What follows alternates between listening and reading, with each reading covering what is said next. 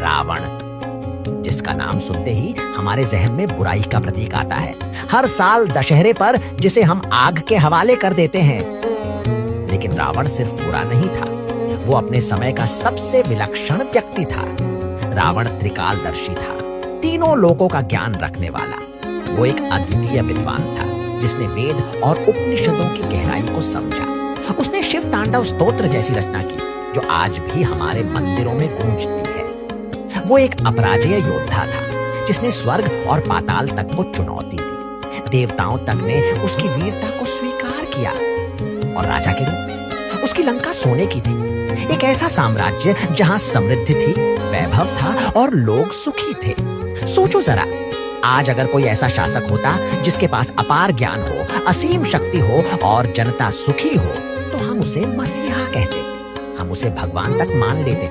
लेकिन फिर भी इतना महान रावण हर साल जलाया क्यों जाता है? इतना विद्वान, इतना पराक्रमी, इतना समृद्ध राजा, उसकी पहचान सिर्फ उसके पतन से क्यों होती है? डीप फूजी मानता है क्योंकि उसके पास सब कुछ था सिवाय संयम के। उसके पास ज्ञान था लेकिन विनम्रता नहीं। उसके पास शक्ति थी लेकिन मर्यादा नहीं। और जब इंसान अपनी ताकत को घमंड में बदल देता है तो वही ताकत उसका विनाश कर देती है। रावण का पतन भी उसके अहंकार से शुरू हुआ।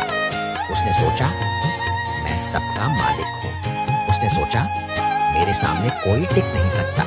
और इसी सोच ने उसे वो गलती करवाई जिसने उसकी सारी महानता पर मिट्टी डाल दी। अब सवाल ये है, क्या दशहरा सिर्फ रावण को जलाने का उत्सव है, या फिर ये वो दिन है जो हमें ये याद दिलाता है कि इंसान को उसकी हजार उपलब्धियों से नहीं बल्कि उसकी एक गलती से याद रखा जाता है।